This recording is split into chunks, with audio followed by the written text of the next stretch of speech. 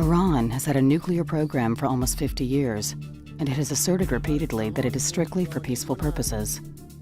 The dual nature of much of the technology had obscured whether Iran was pursuing a peaceful energy program or a nuclear weapons program. However, in 2002, it was exposed that Iran had secretly built nuclear-related facilities at Natanz in Iraq.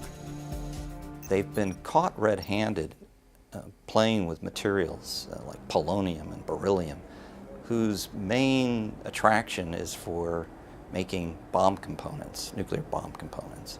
Well, this set alarm bells off.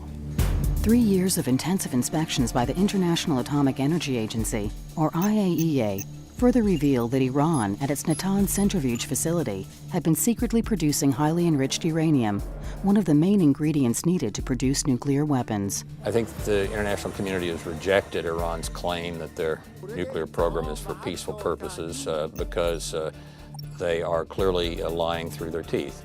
They are obligated under the terms of the treaty to reveal all their nuclear-related activities. For 17 years, they kept all those activities hidden. In fact, Iranian officials delayed inspections, changed explanations for discrepancies, cleaned up facilities, and even destroyed a site to cover up their activities. Experts also question the economics of Iran's so-called peaceful nuclear program. Principally, in Iran's case, they are sitting on some of the largest reserves of natural gas, a relatively clean burning fuel. And if they took the money that they invested in the large reactor at Bushehr, the enrichment facilities at Natanz, the fuel fabrication facilities they're working on, and other reactors and conversion plants, they could have easily had much more electricity and desalinization capability on tap for much, much less. Despite ongoing talks between Iran and the international community, the regime in Tehran has remained elusive and defiant. ملت ایران سر سوزنی از حق خودش عقب نشینی نخواهد کرد. No credible person could say that Iran has acted responsibly on the international stage in the last 30 years. It's just so very clear what Iran is doing. They're stalling. They're using these other chess pieces to play for time. Some other developments deserve attention, and that is their missile program. The ranges and numbers of the ballistic missiles they have are growing.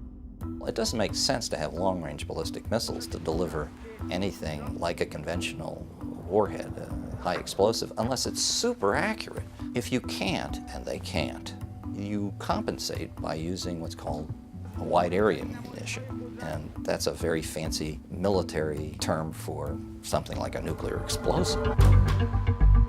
Should Iran go nuclear, not only does it represent a threat to all of its neighbors, but it probably means that we're going to see a nuclear Middle East, which means we could see a nuclear war in the Middle East. It means all those countries that could have gone nuclear and have chosen not to may decide it's time that they should. A nuclear Middle East spawned by a nuclear Iran, a state sponsor of terror. If you take a look at Iran's influence today, it has reached all the way to the Mediterranean. It has come to Beirut. The Iranians subsidize Hezbollah in Lebanon. They pay for it. They subsidize its television channel. They subsidize its terrorism. Are doing their very best to disrupt the situation in Iraq by smuggling explosive devices across the border, by spending huge amounts of money to stir up terrorism in Iraq. It would be complicated enough even without a nuclear Iran. You throw a nuclear Iran into the mix, this entire landscape is completely destabilized. Since the Islamic Revolution in 1979, Iran has embarked on a mission of dominance and intimidation. This is a regime which is not open to the outside world. This is a radical theocracy. It's a dictatorship. It's cracked down time and again on student demonstrations, has treated the minorities in Iran, the Arabs, the Azeris, Kurds, others.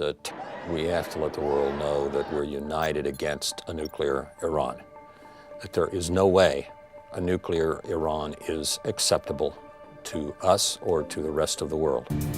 There are very few things that will be more important than for the American people to speak in a collective way, with a national voice, a nonpartisan voice, stand up and say, we are not going to have a nuclear Iran. Americans may share different politics and parties, from Republican to Democrat to Independent. But this isn't about politics. This is about the danger of a nuclear-armed Iran. No one can ignore this danger.